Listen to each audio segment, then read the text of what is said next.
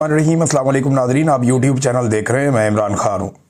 नाजरीन, हसीना वाजिद और उनका अंजाम ये पाकिस्तान की एस्टेब्लिशमेंट के लिए एक और परेशानी है और पाकिस्तान के अंदर मीडिया को एक मरतबा फिर से हुक्म दिया गया है कि इसके ऊपर आपने ज़्यादा डिस्कशन नहीं करनी, क्योंकि जब आप इन चीज़ों के ऊपर बात करते हैं तो फिर पाकिस्तान में अवामी रद्द अमल को तकवीयत मिलती है या लोगों को ये लगता है कि वो भी पाकिस्तान में ये कर सकते हैं। तो हसीना वाजिद का जो अंजाम हुआ या जिस तरीके से उनकी वहाँ पे हुकूमत ख़त्म हुई, उन्हें अपना मुल्क छोड़कर बांग्लादेश भागना पड़ा, उसके बाद उनको सज़ाए मौत हो गई अगले चंद महीनों में।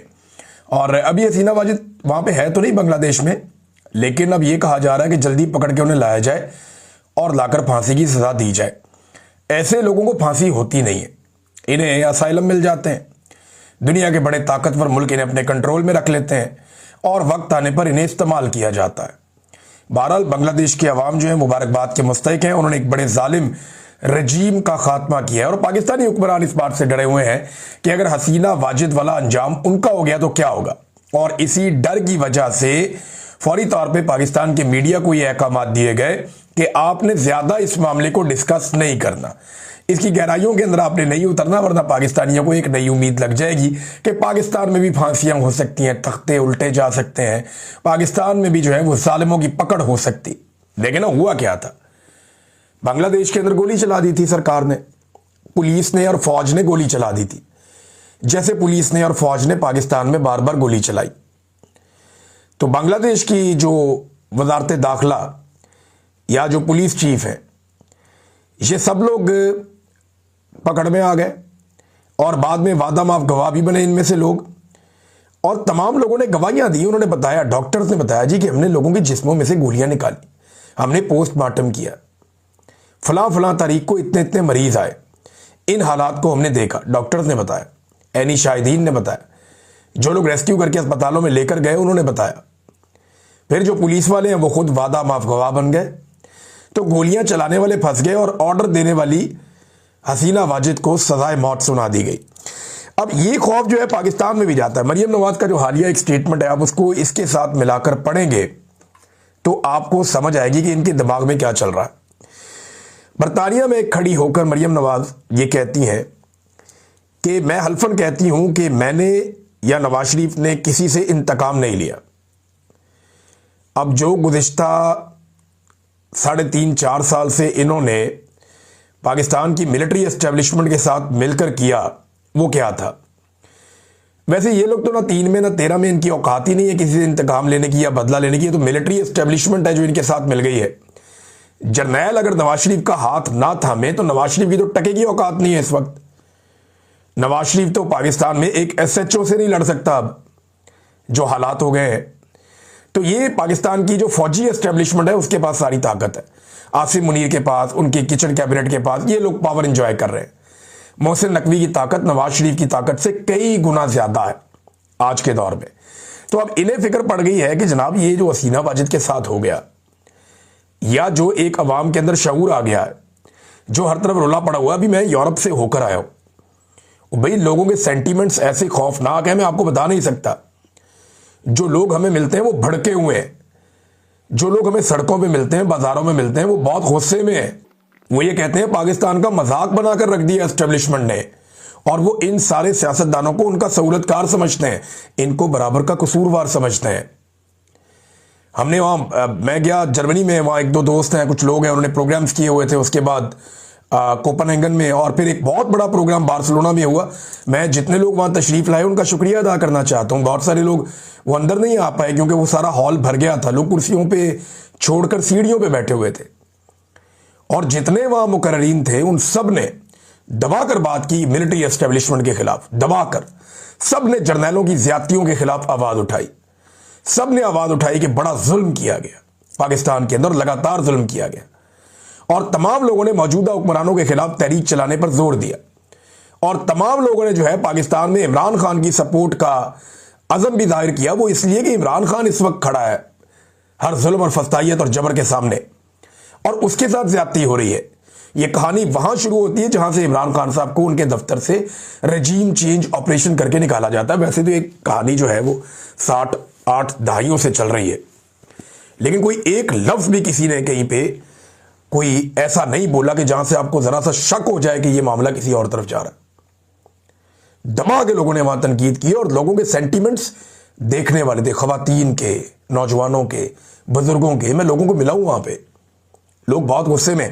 तो ये जो गुस्सा है उसकी वजह से डर है, और डर ऐसा है कि नवाज शरीफ ने और मैंने किसी से इंतकाम नहीं लिया। यानी अब ये सोचते हैं कि 9 मई भी हम पे पड़ जाएगा कल को, 26 नवंबर भी हम पे पड़ जाएगा कल को, तहरीक लब्बैक का जो कत्लेआम हुआ ये भी हम पे पड़ जाएगा कल को। अब वो ये सोचते हैं कि जितना पाकिस्तान में जुल्म और बर्बरियत हुई है, जो आज़ाद कश्मीर में भी हुआ, जो जगह जगह पाकिस्तान में हमने तबाही फेरी है, वो सारा हम पे पड़ जाएगा। जो मरियम नवाज ने जाली पुलिस मुकाबलों का एक लंबा लामुतनाही सिलसिला शुरू कर दिया है पंजाब में, धड़ाधड़ पुलिस मुकाबले हो रहे हैं, मावरा अदालत, किसी बंदे को अदालत में पेश ही नहीं करते। और पुलिस खुलकर कहती है जी हम कत्ल करेंगे, हम मार रहे हैं, हम छोड़ेंगे किसी को नहीं। तो पुलिस स्टेट बना के रख दिया पूरे पंजाब को, ना कोई अदालत है ना कोई कानून है, मारते जाओ सबको। तो ये सारी चीजें जब आप इकट्ठी करके देखते हैं तो मरियम नवाज को और नवाज शरीफ को खौफ आना ये एक ऑब्वियस चीज है, उन्हें डर लगना चाहिए। जो उन्होंने पाकिस्तानियों के साथ कर दिया उसके बाद उनका डरना बनता है, और वो ये भी जानते हैं कि कल को एस्टेब्लिशमेंट ये सारा कुछ उन पे डाल देगी। अब देखें, ये इन्होंने सहूलतकारी तो की है एस्टेब्लिशमेंट की, और बूट पॉलिश भी की है, और इसका जो भरपूर फायदा उठाया वो इन्हीं लोगों ने उठाया, और इनके साथ साथ एस्टेब्लिशमेंट ने भी उठाया। नाज़रीन, मरियम नवाज की बात हो रही है तो मैं आपको ये बता देता हूं, ये कॉन्फ्रेंस में गई हुई थी आलमी सतह की। तो ये जो कॉन्फ्रेंस थी, ये कॉन्फ्रेंस हुई ब्राजील में, और ये यूनाइटेड नेशन के हवाले से थी, और क्लाइमेट चेंज के बारे में थी, माहौलियाती आलूदगी के खिलाफ। वहां मरियम नवाज साहबा गई, वो 55-56 हज़ार लोग और भी आए हुए थे, पूरी दुनिया से लोग शिरकत करते हैं। अब मरियम नवाज साहबा वहां तो पहुंच गई कॉन्फ्रेंस के अंदर, लेकिन लाहौर, मैं कल का डाटा आपको दे रहा हूं, आज का आप चेक कर लीजिएगा, आज भी मिलता जुलता ही होगा। लाहौर अब भी दुनिया का सबसे आलूदा तरीन शहर है। आज भी दुनिया का आलूदा तरीन शहर कौन सा है? लाहौर है। और ये दुनिया को बताने गए हैं कि जनाब क्लाइमेट चेंज से कैसे बचना है और किस तरीके से हमने चीजें ठीक करनी है। इन्होंने कभी अपनी जिंदगी में दरख्त लगाने के मामलात को संजीदगी से नहीं लिया, कभी इन्होंने क्लाइमेट चेंज को एक मौजू के तौर पर नहीं लिया, कभी इसके लिए आवाज नहीं उठाई, कभी इसके लिए जोर नहीं लगाया। ये तो इमरान खान साहब ने बेशुमार प्लांटेशन करवाई खैबर पख्तूनख्वा में। पंजाब में मैं ये मानता हूं वो इतना कामयाब नहीं हुए। कोशिश की लोगों ने पंजाब में, मैंने अपने तौर पे की, कुछ और हमारे मीडिया के दोस्त हैं, कुछ हमारे जो दोस्त हैं एंटरटेनमेंट इंडस्ट्री के, उन लोगों ने कोशिश की, कुछ प्राइवेट लोगों ने कोशिश की, और थोड़ी बहुत गवर्नमेंट की सतह पे, लेकिन पंजाब में नहीं हो पाया। खैबर पख्तूनख्वा में खास तौर पे परवेज खटक के दौर में और उसके बाद भी ये बड़ा जबरदस्त काम हुआ, और ये इमरान खान साहब का इनिशिएटिव था, बिलियन ट्री सुनामी। तो बड़े दरख्त लगे थे उस वक्त, इनको तो तब होश भी नहीं थी।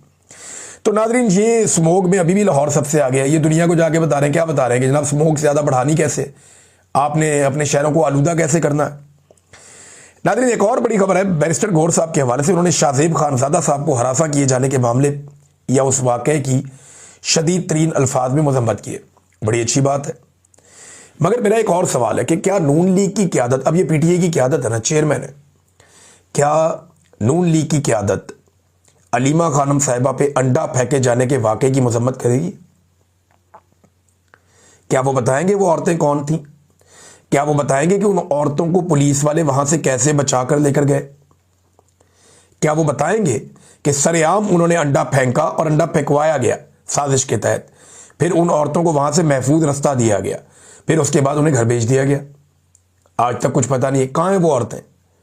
क्या नून लीग की क़यादत ने, पीपल्स पार्टी की क़यादत ने, बाकी सब लोगों ने जो अभी मजम्मत कर रहे हैं इस वाक़े की, जो बैरिस्टर गौर ने भी की है, बड़ी अच्छी बात है, लेकिन क्या वो सब मजम्मत करेंगे जो अलीमा खानम साहिबा पे अंडा फेंका गया?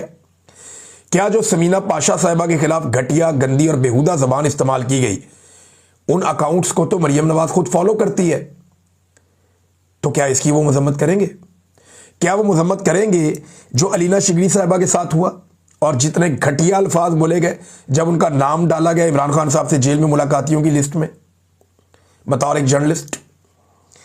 क्या मुकद्दस फारूक एवान साहिबा के घर जब पुलिस पहुंच जाती है और जाके उनको हरासा करती है, क्या हम सबके घरों में जब पुलिस जाती है और चादर और चारदीवारी का तकद्दुस पामाल करती है, क्या समी इब्राहिम साहब को जबरी तौर पे लापता नहीं किया गया? क्या औरिया मकबूल जान साहब को जबरी तौर पे लापता करके तशद्दुद नहीं किया गया? क्या आफ्ताब इकबाल साहब को जबरी तौर पे लापता नहीं किया गया, उन्हें पाकिस्तान छोड़कर बाहर नहीं आना पड़ा? क्या अहमद फरहाद साहब को कई दिनों तक जबरी तौर पे लापता करके टॉर्चर का निशाना नहीं बनाया गया? क्या उनकी अहलिया को गिरफ्तार करके उनको रुसवा नहीं किया गया? क्या साबिक वजीर आजम की अहलिया पर इद्दत जैसा घटिया केस बनाकर उनकी पगड़ी नहीं उछाली गई? तो अगर आपने एक पैमाना इज्जत का रखना है तो वो सबके लिए होगा। ये नहीं होगा कि एक तरफ आप कुछ और कहें और एक तरफ आप कुछ और कहें। मैं हर उस वाक़े की मजम्मत करता हूं जहां पे फैमिली की मौजूदगी में किसी को हरासा किया जाए। हम भी अपनी फैमिली